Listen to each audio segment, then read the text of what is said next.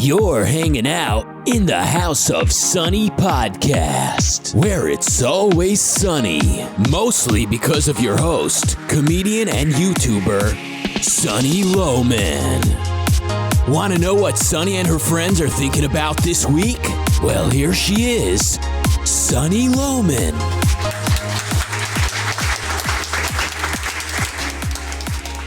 Hey everybody, welcome to the House of Sunny podcast. I'm here with Doug from The Rational Capitalist. This is take 2 after I just rescued my dog from almost dying. So here we are. That could be bonus coverage, like a bonus, like if you watch to the very end, maybe have the bonus coverage of you rescuing your dog. Oh my God. That was a close call. Okay. So that's, all right. We're starting over because we just started, but I'm like, oh my God. And I dashed off. You can see I'm a little disheveled. Okay. So on today's podcast, we're going to discuss Top Gun, or I'm going to discuss Top Gun while Doug just grunts because he didn't watch the movie, but I did. But I have to talk about it.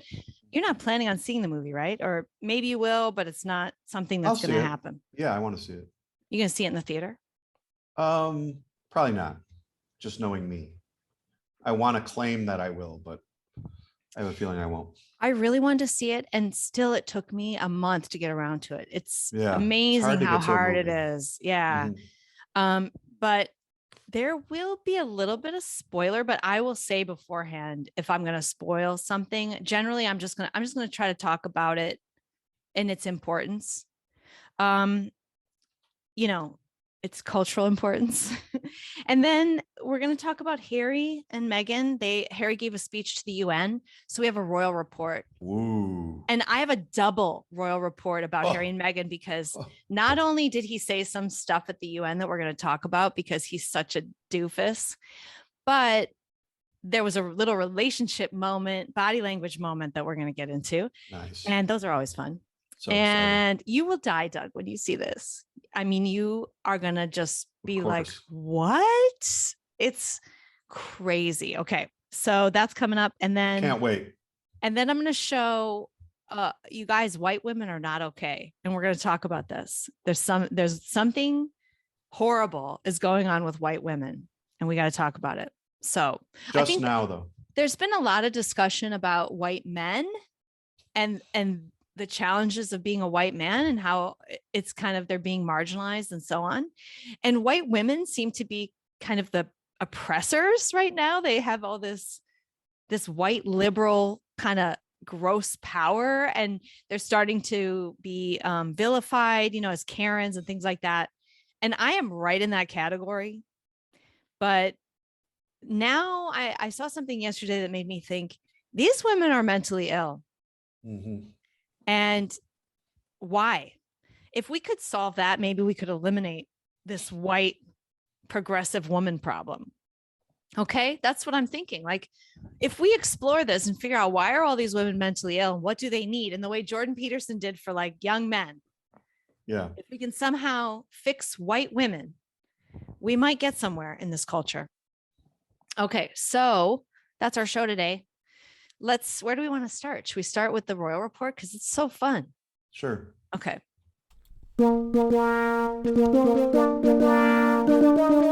it's time for the House of Sunny's Royal Watch.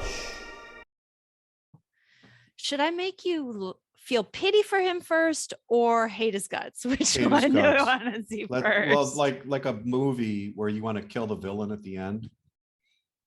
You got to build up your hatred. I'm going to make you feel pity first. That way you're still capable of it. Okay. Let's see. I share the screen. I'm always an expert at sharing my screen. So I could not find the clip for this, but I'm going to share. This is the body language guy. If you're not following him and you like this sort of thing, it's fun.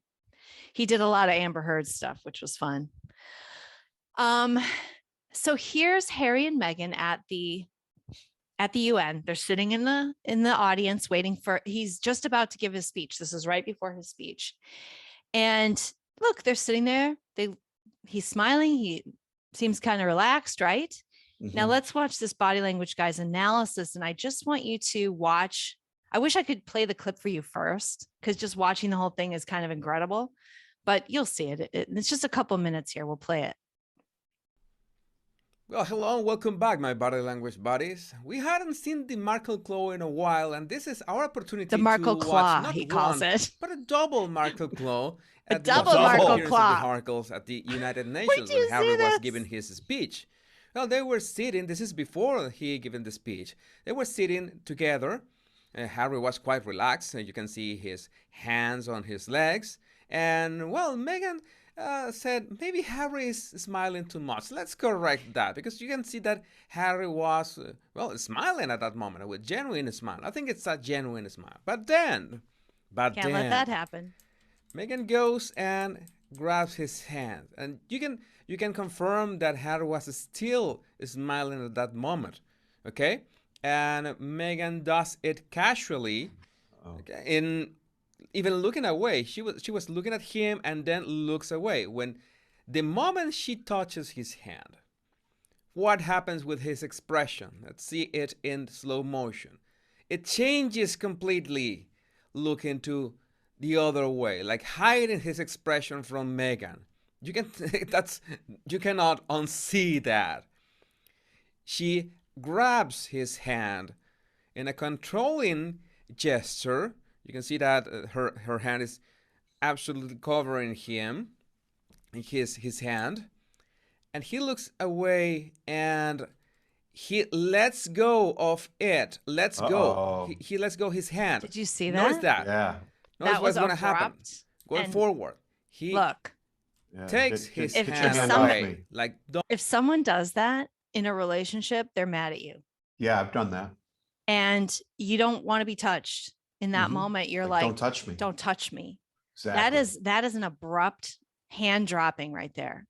And he even flexes his fingers out like he's like, get your hand off me. But she's still smiling. Look at her big grin. She's so freaking fake. And he's looking away and but I don't know who knows what was going on between them. It may be that he asked her not to do this, but because it's kind of an inappropriate place to have all this PDA. And he comes from the royal family, and the royal family has really strict rules about PDAs. He's also British. And there he is about to speak at the UN and try to come across as like a credible person from the royal family. Yeah. And he may have Very said to her, serious person. he may have said to her, I don't want any PDAs today, hun, or I want to limit them, or we walk in holding hands, but after that, I don't want to hold hands. I mean, I'm just speculating, but why else would he drop her hand like that in a way that is so, don't touch me, and kind of angry? There's an angriness to the way he drops her hand. And whereas a split second before, he was smiling at her. So he didn't look like he was mad at her, but he obviously gets mad the second she grabs his hand, right? Yeah. Okay. So now watch what she does. Irritates him. Watch what she does in response. Don't grab my hand. Do not do it. You saw that. We all saw that. And moving forward, she is not happy with it, and then does the double Markle claw on his arm. Like, did you see that? You're mine. Wow. She grabs Give his me your arm. because you're mine. And now she's proud. It's Look at her face. You will. uncomfortable to watch. You will that hold my progression. hand. Let's do it from the beginning again. They're smiling. He is relaxed, hands on legs. Then Meghan touches his hand. He is not pleased because he looks away and his expression changes completely. And he, give me my hand. Let's go for her hand. That's it. You can watch it again. Yeah, he takes his hand away. Let go of my hand. Okay, I don't want to hold hands touch right now. me. And He's she just got to be a goes part of everything. again for it. Clingy. Mhm. Again. Spotlight She must be on grabs me. his arm. And then he looks nervous. He begins with that nervousness. That moment when she grabs his arm, he begins doing that, His legs grabbing the start flap of bumping. his jacket. He Mhm. begins, his knees begin to, jump again like he does when he's nervous. His face is also Look how tense, yeah. at that moment. You looks can tell pissed. me that He looks this really is angry. just a coincidence. There's so many signals at the same time. Let's put play just to see what happens next. You can see that he is visibly nervous, and he is even venting. You know that when you put your I am a primary care Nice physician, commercial. and YouTube and all these dang commercials. tongue in your cheek, he's doing that. It's like his attitude changed completely from here. He was on his own to this. Yeah, she wants to be His connected face to this. changed completely. That is no way of not spotting that. She doesn't To want the play to spotlight see off what of happens next. They remain that position. Look how angry he looks. Unusually stiff. Look at his neck. It's totally straight. It's not moving that much. Look at her expression, by the Then he way. tries to relax a bit. She lets go of him. He begins to, turn his ring, his wedding ring, twisting it. She begins to touch him. This is a bit more casual, a bit more normal. But there is again something that I want to show you in this. The smile is just gone. This clip. Right after this, he begins. There's a clip that he's giving the speech. This is funny too. I'll let this play. Did she come up on the podium? Speech. I'm going to publish a shorter version, a 9-minute video tomorrow of this analysis for all of you that could not watch the entire live. And then this thing after is good. Harry is going back to his He's done with seat. his speech. This He's is going back to important his seat. Understand the dynamics of the Harkles as a relationship. Yeah, this is crazy he sits too. down. Everything fine so far. He's shaking hands with the people around. Meghan is also, smiling. He begins to talk to this this man to his left, okay? Getting nearer so he can listen. I can guess that there's a lot of noise at that moment in the hall, so you can get nearer so you can listen to the person next to you. Okay, he looks interested. Oh, she doesn't like that. Reaches out with his right You're not paying enough attention to me, touch honey. him in a friendly What about movement, me? a friendly gesture. Watch. He shakes She his touches hand. him. Okay, and it's like Meghan can't stand watching Harry behaving like that, because she instantly, what does she do 1 second after? She touches him again. She Look how he's raises her having fun hand with to this touch guy with him these again. big smiles on his face. You remember that? Look at him. He's having fun. This guy's laughing. They're sharing a joke. What and about she me? has to touch him on the back. But what he does in this analysis now is kind of put it in the broader context of their relationship, that when you've been in a relationship for years with somebody like this and they touch you on the back, it's not like it is for other people where you see someone touch someone on the back and you might think that could happen. That's normal, whatever.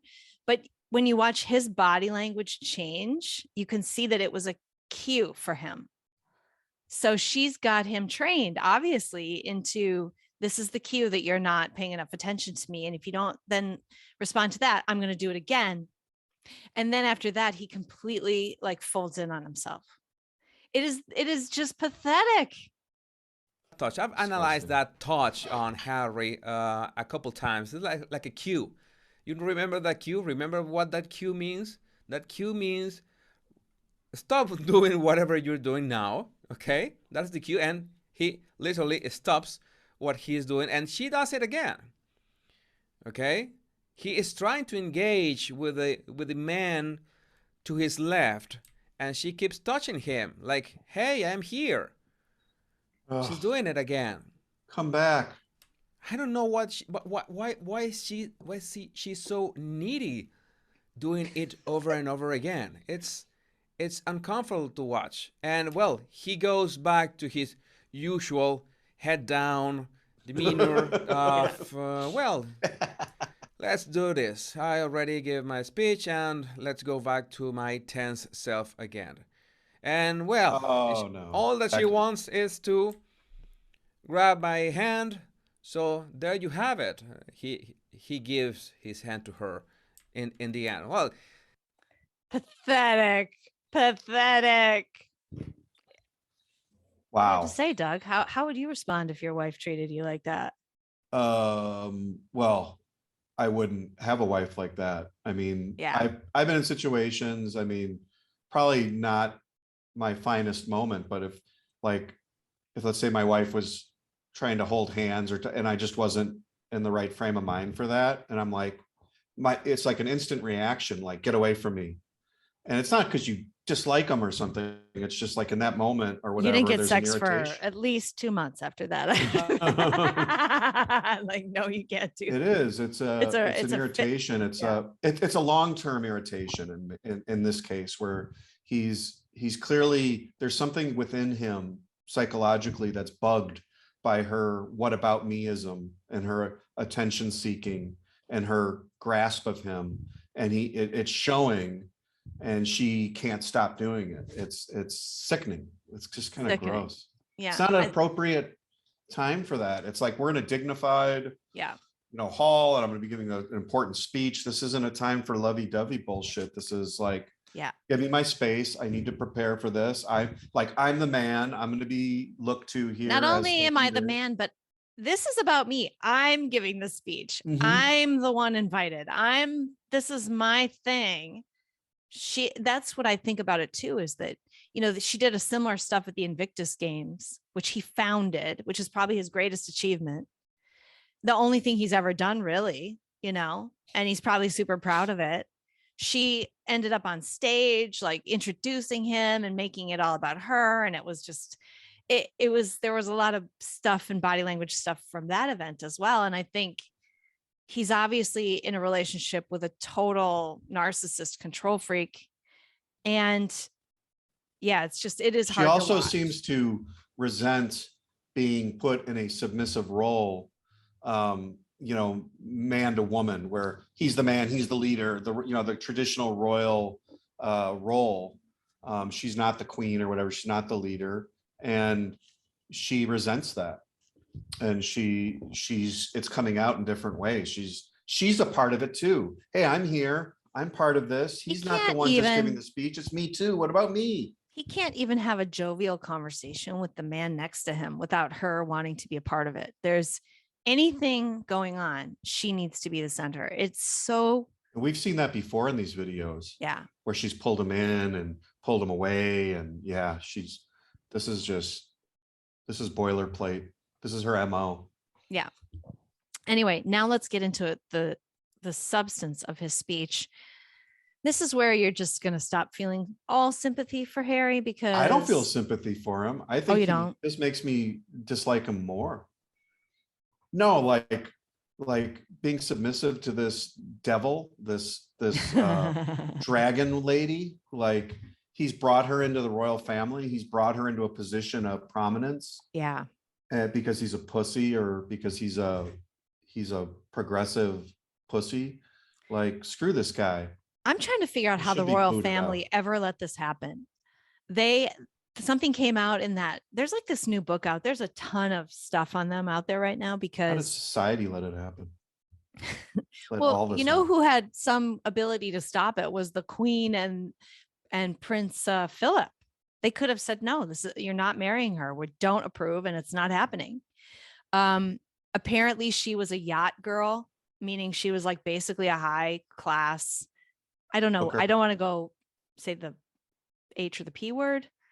Who knows if she was just arm candy or if it was more than that, but there's a known kind of thing about these girls that hang out on these yachts of these very rich people. And an escort. Yeah, kind of like an escort. And there are apparently photos that were courtesan, were buried by the UK, because because he was marrying her. And then, but something came out today in in the last couple of weeks. Somebody wrote a tell-all about them. And I guess this guy is a very impartial kind of person, somebody who's written very good biographies in the past.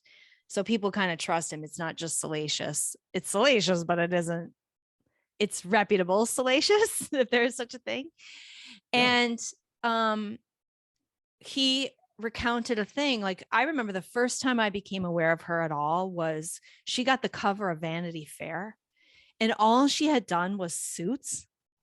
And she was on the cover of Vanity Fair, and the whole thing was about how she was the prince's girlfriend, and it was very serious, and they're in love, and she might be his wife.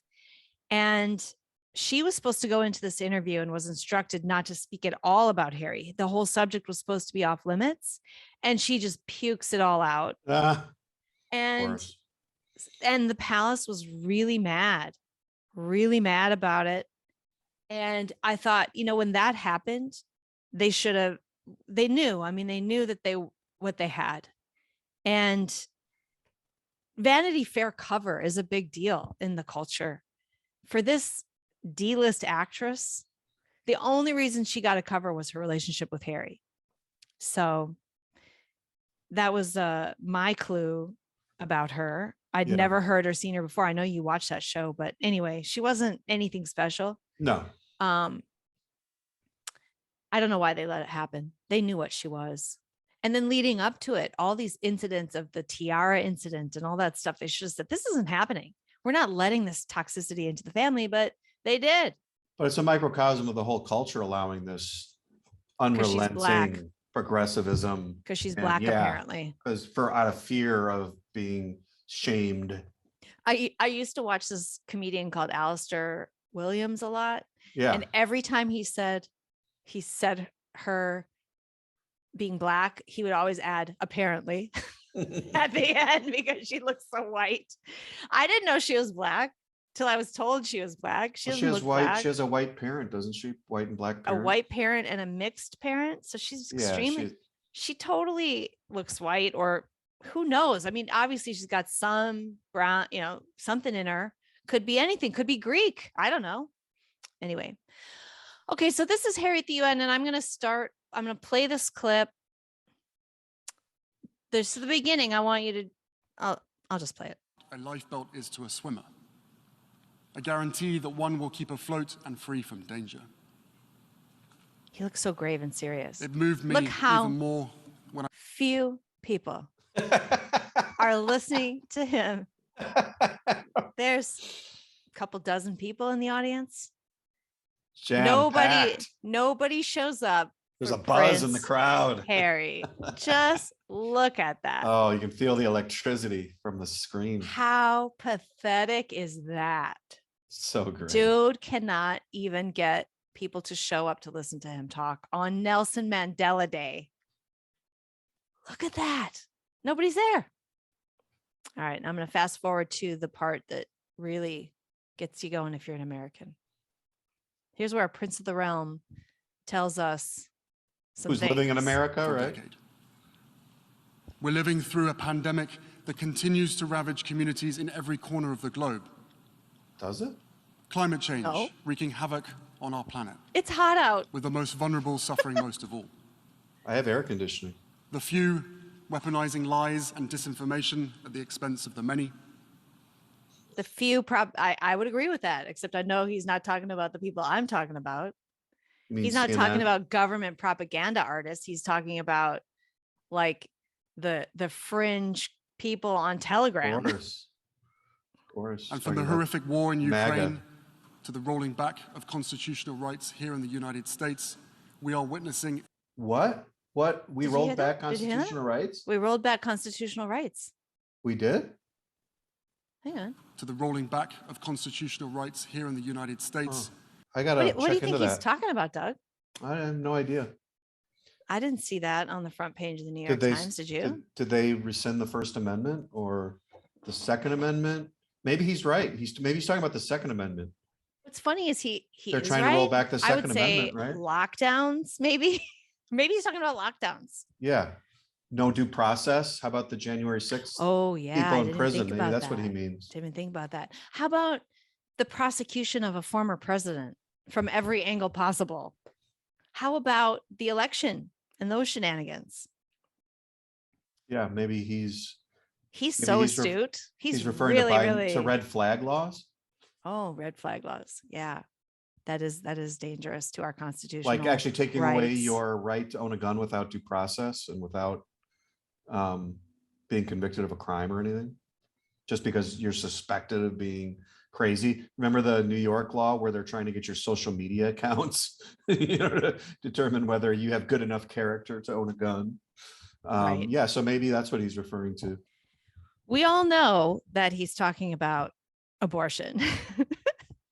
And that's a constitutional right? I mean, no, Doug, it's not a constitutional. Well, some people are saying it's a Declaration of Independence, right?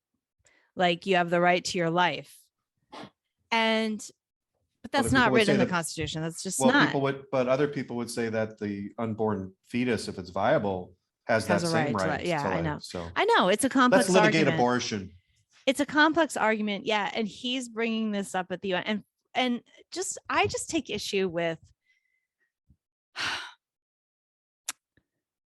just the hubris, the arrogance and hubris of making these like really charged political claims that are clearly like really controversial, but he's making them very matter-of-factly. Like we all know this. This is all true. You know, global warming. Oh yeah, we all agree with that. Well, he starts by attacking free speech. Oh, there's few people spreading misinformation out there, like these doctors who won't fall in line. Who the hell are they? He's a prince of the British crown, he's right in there. And this is the shit he's saying at the UN. I feel like it's incredibly inappropriate. And this isn't the first time that he's attacked misinformation. And he has said free speech is bonkers. That's like an exact quote. He has the worst political ideas. If he were in office, he would be a tyrant. He would be like a Trudeau, only with probably more like a Biden kind of Trudeau, because he's not. I always thought Trudeau was dumb, and he is, but this guy would just do whatever Meghan said, or whatever like the ideological people around him wanted him to say. He obviously isn't. He just follows along. But the elephant in the room is he's a monarch. He's a freaking monarch. He's a royal. He's a noble. Yeah. That we revolted against the British monarchy and passed the Bill of Rights to stop the usurpation of our liberty by the British monarchy. And here's a British monarch coming here to tell us we're rolling. First, ironically, he points to misinformation as if he doesn't understand the First Amendment or how truth is found, how we deal with the marketplace of ideas in the United States and our tradition of free speech. So that's a real constitutional right. And then he makes up a constitutional right with the abortion thing, which is obviously highly controversial. And we're not going to, but you're so right to say that's completely inappropriate. I mean, it's like, what do you call it in terms of diplomacy? Because he's actually representing of the foreign crown, right? So he's coming here telling us this. That's the thing, is he's not technically not doing that anymore. Because he left the royal family. Right. He's not a working royal, so he never represents them. However, you can't take away his blood, and he does have titles. Of course. Yeah. So he's prominent. He is a prince. He is a duke. I mean, you can't. He is that by blood. It's hereditary. He is that. And therefore, he should shut his trap about politics. And that's the reason he has a stage, is because of his position in a royal family. Because otherwise, he's like literally a loser. Yeah, he's done nothing. He's got no achievement other than his heredity. Right. And here he is bashing our system and our Supreme Court, who decided that this thing was not constitutional. That is, I mean, I happen to agree with them. Whatever you think about abortion, I happen to agree with their decision. I just think it's a states issue, and there are a lot of things that should go back to the states. That is my take on it. That is the American system. The states decide issues like that, unless it's specifically in the Constitution. It's supposed to be that way. And the fact that it has evolved and we've had this centralization creep over the last 150 years is why we're in the situation we're in the first place. Exactly. Where now we have all these assholes like AOC and Ilhan Omar pretending to get arrested, telling us how to live our lives. Okay. Let's switch over to Top Gun now. Okay. So I saw Top Gun a couple days ago and I cried 3 times. And I got out of there just gushing. I was so happy that this movie was made. Awesome. It's not like some big not that movies should be just fun and entertaining, and make you feel good, right? I mean, I guess like a movie like Schindler's List can be important, and actually when that movie was done, I was inspired. I was inspired by the heroism of the people involved in that movie. And I think I felt more inspired than I did horrified, which I think is what a movie should do for a human being. When I watched the movie Life is Beautiful, which also took place in a concentration camp, I was just flat out horrified, and I wished I'd never seen that movie. I couldn't get it out of my soul for 3 days. It was just awful. I don't like movies like that. I want to feel like I'm seeing something about life in the right context. It can't just be so freaking heavy that it's depressing. And I don't watch horror either. I know other people have different opinions. I think what you respond to in art is really personal, and you can have different opinions about movies, and it doesn't mean anything or about you or reflect on you. It's really a personal thing. I mean, it means something obviously, but it doesn't mean anything morally. So I'm going to start there because I know people get kind of weird about evaluating art.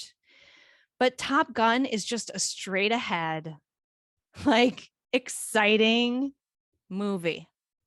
Exciting and very good, and actual characters that you actually care about, that they draw you in to make you like them and want them to succeed.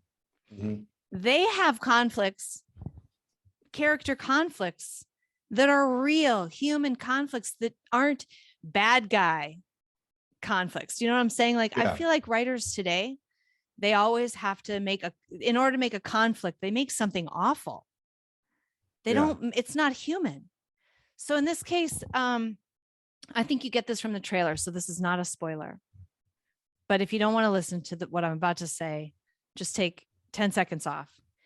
The setup is he goes back to Top Gun. He's going to teach. And one of the fighter pilots that he has to train for this very dangerous mission is the son of the guy who was his co-pilot that died in the first movie, that he had such a hard time like dealing with and getting over the death of his best friend. He felt responsible for the death. He felt responsible, and it, you know, he's Maverick. He's this kind of freewheeling. He breaks rules, and he was very arrogant and cocky. And then his friend died, and he lost his confidence. He lost confidence in himself. And here he is now 30 some years later, and he's got his confidence back and whatever, but he's still wrecked by that event. He still is. And he's friends with that family, and he knows this kid, and he's having a really hard time sending him to possibly die. Like, for him, that's, he doesn't know if he can do it, and it's up to him. And the kid knows it's up to him. And he has already stopped him in his career before. And he wasn't talking to him anymore because of it. And so there's the conflict, right? This is a human conflict. Yeah. Two good men trying to do the best. They love each other. They care about each other. They're trying to do the best thing in life. And there's a conflict anyway. That's a human conflict. And It's so great to see that actually written. It's complex. It's nuanced. You care about them both. You want them both to succeed. You don't want either one of them to die. Like, you relate to them both. He's young. He has a career. He wants to pursue things. He wants to achieve things. The other guy's, it's like a father-son conflict. And as a mom, I can relate to that. You got to let your kid take these risks. You have to stand back and let them hurt themselves. It's really hard. And that is a human conflict. So there's that. There's his relationship with this woman. There are all these things. They're very human. Oh, even his relationships with these kind of jackass admirals and stuff like that, you know, you get their side too. And what I love, so there's a lot of foreshadowing too, which I love in movies, where they're setting you up to, you think you know what's going to happen. They foreshadowed two possible events. They expertly foreshadowed he dies and he lives. So at the end, you are like, oh my God, they're setting me up for him to be dead. They've set me up for him to die. I'm talking about Tom Cruise. So this is a major spoiler, but I'm saying they're foreshadowing it. They're also foreshadowing that he walks away. He always walks away. Even in the situations people think he's a goner, he walks away because he's just, his reaction time is so good. They set you up for that, and they set you up for this. And so in the last part where you don't like it, the suspense, and I'm like crying, don't do it. Don't do it. You know, like, because normally in a movie today, they'd kill him, right? Every movie you see, the good guy, the foreshadowing of him dying would be the winner. Am I right? This is modern philosophy. Become a tragedy, yeah. Yeah. We can't let Top Gun, we can't let people who watch an exciting, awesome movie like this walk out feeling good. No, there's always a price. You know? Yes. We'll let you feel good about this part, but we're not going to let you feel 100% good, you know? Right. Okay, now spoilers coming. So I'm watching the suspenseful part and I'm crying. Don't do it to me. And then I'm just like, Tom Cruise would not do this to me.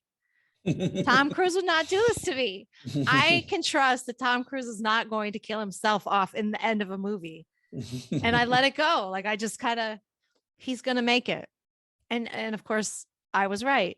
And so I walked out of the movie just happy and relieved, and everybody in the end, not only did everybody live, but everybody's friends, including the admiral who hates his gut because he's not a rule follower. And like, you know, all the conflicts are resolved in a very satisfying, just, fair way. What? Can't have that. That's not what postmodern teaches us. Have you seen a movie like that in I don't know how many years? Like and what struck me the most, I think, was I've got one. Okay. Go ahead. What struck me the most was sitting in there at the end thinking, wow, it really has been a long time since I've seen a movie like this. And it used to be normal. Kind of thinking through, like, this used to be a 3 or 4 or 5 time a year experience where you saw a movie that made you feel good and was exciting, and you know what was going to happen, and you cared about the characters, but the ending was satisfying and you left happy. That used to happen 4 or 5 times a year. And it hasn't happened in a decade. Yeah. As far as I can tell. You know, I don't get out to movies a whole lot, but I see them streaming a lot. They're all very dark. They're all a lot of bad guys, a lot of anti-heroes versus just straight out heroes. It sucks.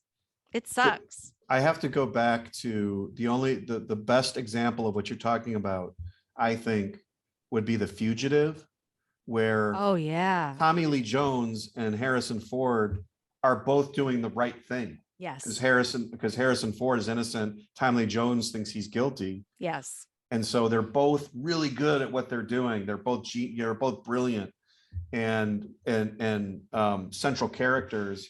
And they have a conflict. They're literally, you know, Tommy Lee Jones is trying to get him. And yet they're both, in their context of knowledge, you know, they're both heroes.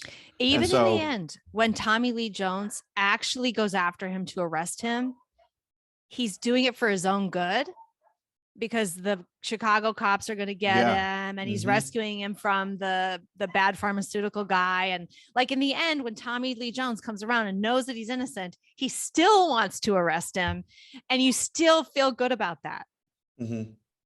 Yeah, that's a perfect example. But again, when was that movie made? That 93, 94, 93 maybe. And we're in 22. That was 20 years ago. 20 years ago? You mean almost 30 years ago. 30 years ago. And there are versions of that kind of a thing, you know, that come out occasionally, but not a blockbuster. I don't even see versions of that very much. And the worst movies, I think, today are these superhero movies where these like caricatures of good and evil, and they're just physical battles, and there's like really there's no actual human conflict. There's like supernatural conflicts that just bunch of explosions and good guy, bad guy. There's no characterization. There's no nuance. Like, why are you doing this? Like, Yeah. why are you doing that? Why are you bad? Why are you good? You know? Yeah. It's just, I'm a superhero. I was born with this weird power, and then there's a bad guy for some reason wants to destroy the world. And now we got to fight for a half an hour Yeah. and blow a bunch of shit And then up. they set up conflicts between the superheroes that are just stupid. Like they're just these kind of dumb, only superheroes have these kind of conflicts. They're not human conflicts. No, I don't agree. I agree. No, I don't agree. Okay, let's fight. Let's fight. Exactly. Yeah. So like finding a movie like that is really rare. And that's pretty amazing. I realized how long it had been since I'd seen a movie like that. And there it was. And I was crying. It brought me to tears. This is why we need art, you know, like, yeah. Oh my God. And I don't mean that I was crying. I was crying from missing it. That's what I'm trying to say. And I didn't even realize that I was missing it. You were starved of artistic.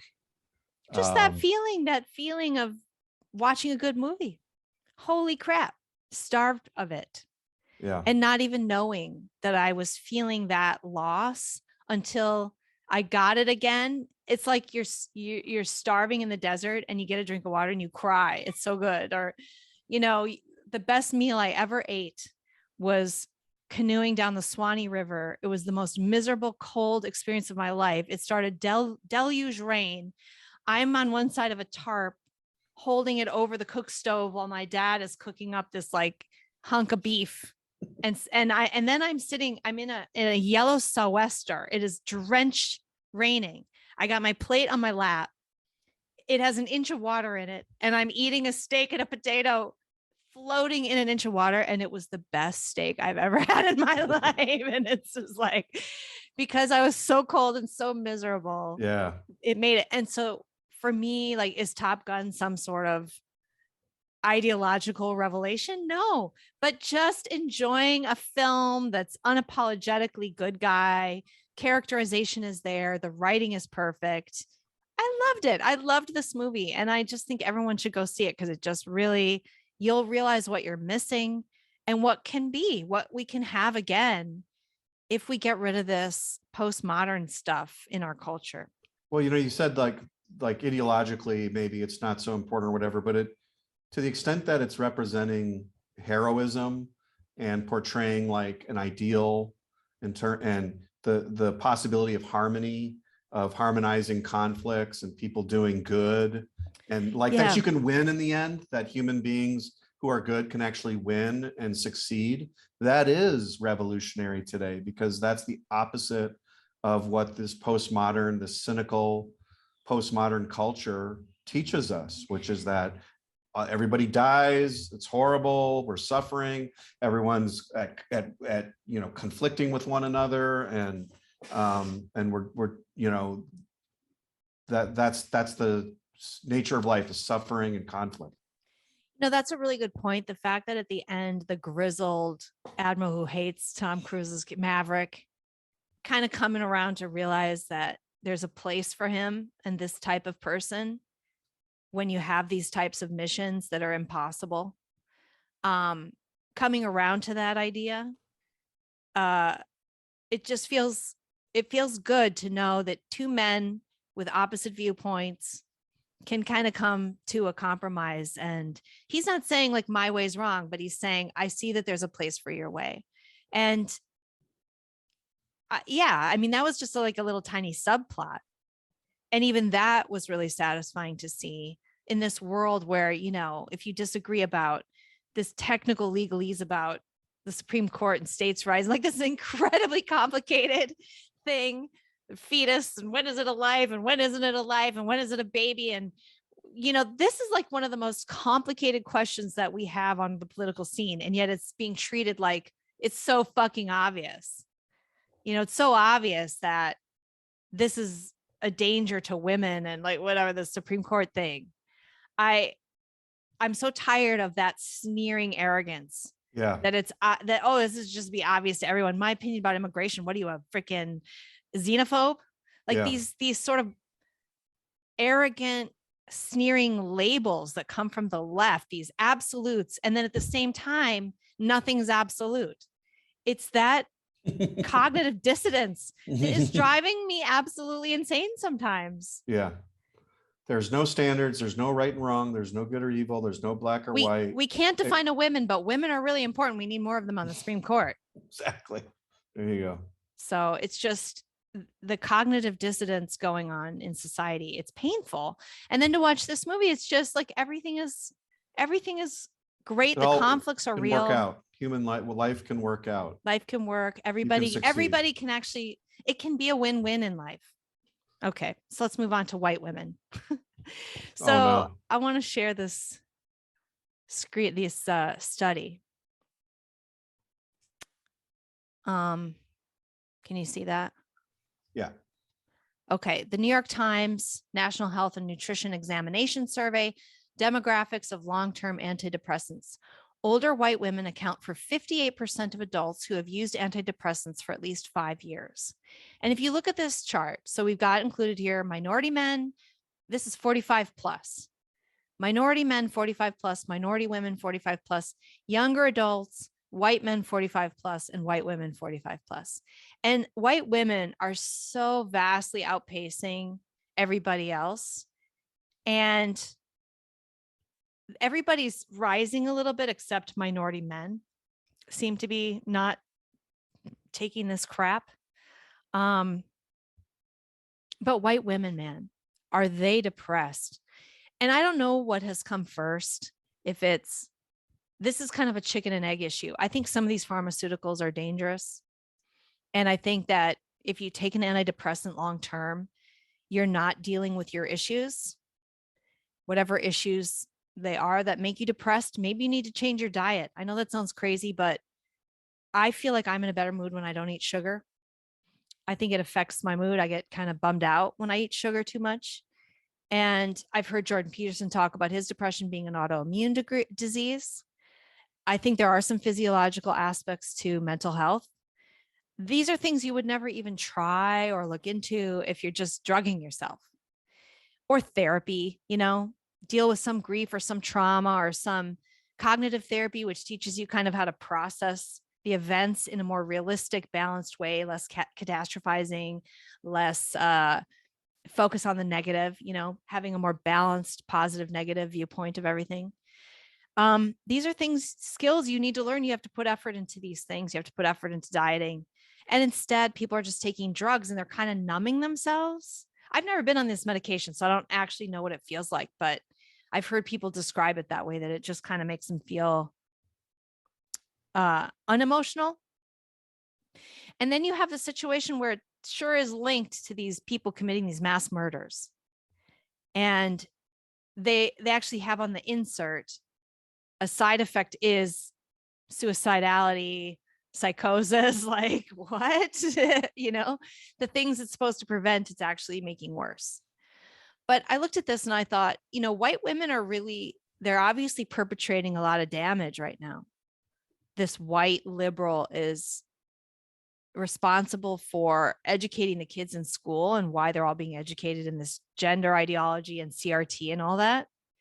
They're the ones screeching and controlling and wanting everyone to do as they're told. They're the mask wearing Nazis, right? There's this weird vibe from totalitarians that feels very feminine to me. You will do what we say, and we will say it in a very soft way, a very motherly way, but you will do it because we're rational. We're calm and rational. Do you remember that video of the woman who was telling the guy not to play the race card, and she was out of the car and they're like in the street and she's like, don't call me a racist. I'm asking you to do something. She's obviously a liberal. He's a liberal. And she starts going into therapy mode where she's like, you got a lot of anger. You really need to do something about that. And I'm like, oh my God, she's lucky he doesn't punch her. That would make me angry. Somebody flipping into therapy mode on me in a direct conflict. But that seems to be the sort of cultural vibe right now. And it's clear that feminism has done a ton of damage to everybody. That they're making men marginalized, this toxic masculinity BS. I mean, I'm just trying to set it up that white liberal women are responsible for a lot of the ills in the world. Feminism has wrecked families and children. And I'm not excusing men, because men are also responsible for divorce and stuff like that. But they're kind of, the patriarchy is the enemy, and they're trying to be good guys, and they're just kind of stepping away. Okay, then I guess I shouldn't have a voice. And as a result, we're losing that masculine energy in our society. My daughter was just in second grade, 22 kids in the class, and 18 of them were girls. And it was a freaking Lord of the Rings situation, or I'm sorry, Lord of the Flies situation in this classroom every day. Girls, too much feminine energy is bad. And I feel like we're living in a feminine energy society culture right now. Do you agree or disagree with that? Yeah, I totally agree with that. You can see men are being feminized. So yeah, I tend to totally agree with this. The destruction of the family. This women need to work and women should, and I'm not saying women shouldn't work. I'm just saying this hardcore women should work. Women should devalue being mothers. They should devalue children in general. The care for the Mother Earth stuff at the expense of even procreating. And I the other day, I'm gonna put a picture up as I talk about this. Yesterday, I went to a place and I ordered chicken tenders, and I got the plastic fork and knife, and I put the plastic fork into the chicken tender, and it melted the prongs. And so the two middle prongs melted like this. I could no longer use the fork. And I'm like, how much you want to bet this is a freaking recycled material fork? Like, we've been using plastic forks for decades. We know how to make a fucking plastic fork that doesn't melt in a chicken tender. But now I have a fork that melts in a chicken tender. And I took a photo and I will put it here. But do you think, like, we've evolved over millions of years, right? And especially these male female roles. And do you think, like, in 50 years we're going to just upend like millions of years of evolution, and that's not going to have some consequences in terms of like trying to dismiss or degrade traditional femininity or traditional female roles in families and the whole concept of family and community and those kinds of things? So it makes perfect sense to me that like we would have like mental health disorders on the rise as we're taking away. And this is not just, I mean, some of it is economics as well. Obviously 100 years ago, you grew up maybe in a big family or whatever, and, lived out on the farm or something like that. You had aunts and uncles and grandparents and everyone. And nowadays, everyone's a loner. And that makes life very difficult, particularly if you want to have kids. Well, women are social creatures more than men too. And something's going wrong here. I'm not presenting this as having the answers, but thinking about them as the oppressors and the perpetrators and sort of the kings of the castle right now, I don't feel like this is good for them.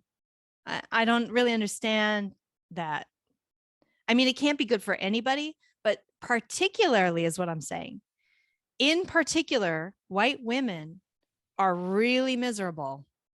Isn't that interesting? More so than the men that they're crushing under their boot. They are unhappy with this arrangement.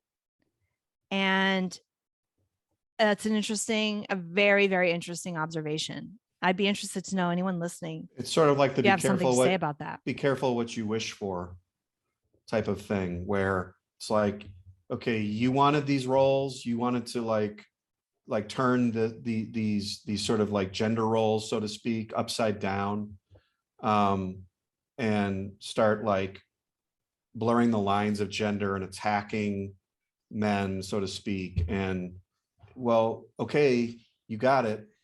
You're on your own. You're independent.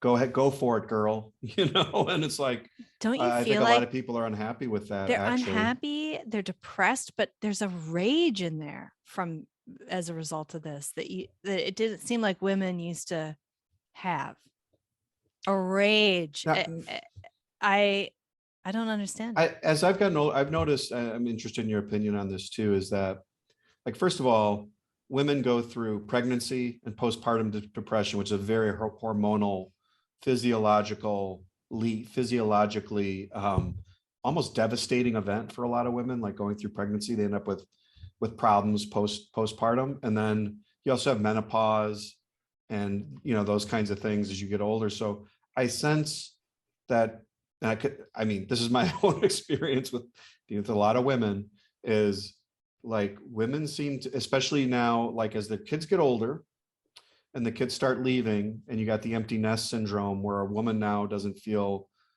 So in other words, you got two things going on. One is maybe the traditional mom who's now doesn't have kids, who's gotten older and feels like she has less purpose.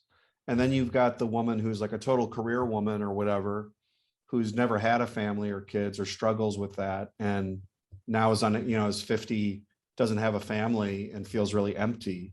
So it seems like there's a lot of ways for this to go off the rails for women. Whereas men are just men, it's like, yeah, whatever. Well, men are less emotional and they have less hormonal fluctuations. And then like people keep talking about the estrogen in our food and diet, making men more feminized. Maybe there's this excess estrogen out there, and I'm wondering what that's doing to women. Maybe it's making women crazier. Well, I think dietary too is making people obese. Like, have you seen these? There's a good meme going around about like a beach in 1970 and a beach. Yeah, I saw that. We all know that people have gotten much more obese, and it Yeah. corresponds to high fructose corn syrup in the diet and the processed foods, the foods dumb and food pyramid with carbs being that food pyramid was a disaster. No fat foods, so eat pretzels, but don't eat steak because steak is fat, but pretzels, I have no fat. I mean, just this ridiculous inversion of what we should all be eating. And so now we have like obesity, and then you have social media amplifying these pathologies where people are fighting online, or they're seeing other people who are happy, and now I'm miserable, and people attacking each other online, which makes everybody miserable.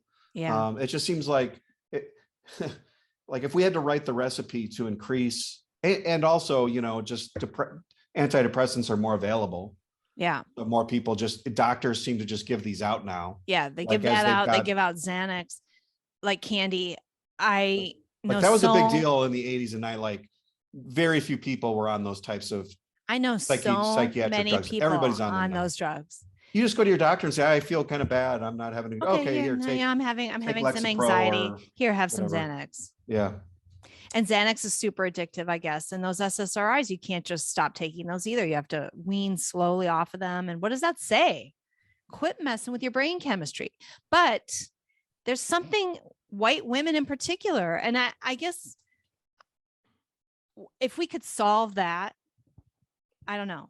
I think we could get somewhere if we could take out that angry white liberal and make her happy somehow. Our culture would be a better place. Yeah, maybe more antidepressants. I don't know. Yeah, more Xanax. Maybe a different kind. maybe LSD. Some lithium. Lithium. That's what I think they used to do. Let's go back to barbiturates. That seemed to work. The drinking. 50s were a good time. Let's just start drinking alcohol. Again. Come on, man. And we all used to drink. Like my grandmother was drinking whiskey every day. Like, really? Yeah, she was from the World War II generation. Yeah. You would just come over and she'd be like, you want a highball? You want a glass of whiskey? That was cocktails. Right. Yeah. Awesome. I don't know. So if anybody has any answers, I just found that chart really fascinating. And I thought women are in charge and they're not happy about it. It's kind of like my puppy. He wants to be crazy and in charge, but really he wants an alpha over him. He feels very calm when the male alpha is around. He calms down. He stops barking. He's, he's a different dog. He's just less nervous. And I'm not trying to compare ladies to dogs.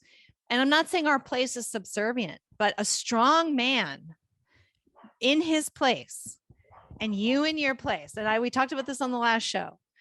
Women have power and women have influence and women have strengths. Men's strength is strength and this kind of unemotional grounded strength, toughness. I feel way safer physically when I'm around my husband.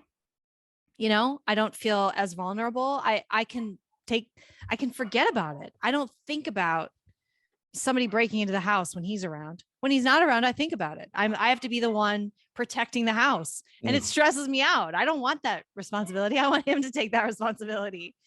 I'll take that responsibility and I take it seriously and I will do it. But as a woman, letting it go is a relief. So what if you're one of these liberal women and you feel like you have to change the world and you feel like, you're, I feel like it would cause a lot of stress and anxiety that, let the dudes do it, man. But so I think what you're saying is, men, get your hose on a leash. That's what I'm saying. Get your hoe on a leash. Your hoe wants to be on a leash. Okay, that clip is going to get me in so much trouble. Somebody's going to take that. And yeah, that's what I'm saying. No, I am just exploring what men and women's identities are and this why is what a we need to be woman talking would be about. so. This is the conversation. I don't know the answers. And I am a very intelligent, very independent woman, very capable. I've made a lot of money in my life. Like, I'm not some female sitting around saying everyone should just not do anything important because you're a woman. It's a false alternative. Right now, I love my podcast. I wish if I had more health, I'd be writing and doing all kinds of stuff, and I will again. So I want a career and I love my career, and I'm not at all, what I'm trying to say is I don't know what's right for every woman. I think women should have various options, but we can't ignore our natures. What is our nature? And I had a friend complaining to me the other day, there are no masculine men. There are no masculine men anymore, except in the lower classes, like the trades and the military. Yeah. And other than that, like, you can't find a masculine man who works in an office that's young, younger, in the younger generation. That's interesting. Yeah. So I think a lot that of that people that are educated stress. today they're taken through an indoctrination program to detoxify their masculinity. Yeah. And most of these men the young men that I'm seeing are like just they're real, like, dude, like, you're kind of a pussy. Like, yeah. And these women that they think they're doing this for, I feel like they're doing it for the girls. They're doing it because they want to make women happy. That's what women want. Yeah. And then the woman isn't happy with that. I've never seen women that want that. I feel like innately down deep, women want a strong man. And we do look at, this is why women don't like nice guys. This is why women go for bad boys, because they have an error that says to them that the bad boy is the tough one, It's not totally an error. There are real things about that. A man willing to break rules and be a little more independent is tougher. So anyway, it's an interesting question. And go to a rock concert and see how girls react to like a male rock star singer. That kind of tells you. But they also react to Harry Styles and a pearl necklace, dude, with his nails painted. I mean, the young women are like worshiping this feminized boy man. And then as a result, we're getting men who don't grow up and aren't tough. I don't know. It's weird. It's a weird time. It's a really weird time. And if women could be made to stop explicitly understand that they're kind of wrecking the world and therefore their own happiness, maybe we could change things. I would take away the right to vote. Oh, well, that would change things immediately, wouldn't it? Yeah. People think I'm joking. I'm not, but I'm probably not going to win. You're not going to win that? No. I think it would solve everything. You aren't, because they can vote. They can vote against me, trying to stop them from voting. So I don't like that idea. I understand where you're coming from there, but I think there are other ways to have voting restrictions that only allow people with Yeah, that people. certain. I was kidding, but I know you like are, but you know, like a stake in society. That's a whole nother topic. you need a but stake. yeah, I agree. I mean, maybe Less women people should shouldn't vote. until they have children. You know, or I don't know. I maybe men shouldn't vote till they have kids. Maybe it should be you have to be a family and then you can vote. Because you need to care about the next generation. You got to be more long range. You can't just anyway. You're also a little older. I think you grow up when you have kids. You grow up a lot. But in this chart that I just showed you, it was 45 plus. So this is women who've had kids, if they're going to have kids, and they're on antidepressants. What's happening, everybody? What's happening to white women? That's my question. If you have some insight, let us know in the comments. And hey, that's it for this week. Thanks for joining us. Now it's going to be 3 weeks before we do another podcast. So unfortunately, I have to take some time off. I got some traveling happening, and I'm not going to do a podcast while I'm doing that. So anyway, take care, everybody, and we'll see you in a few weeks. Yeah. It's been the demise of bad ideas, and we'll know what's right when she's done. So download this free podcast now, and give perspectives you may lack. It's concise and right, and achieves world peace, guaranteed all your money back. Last time, ready?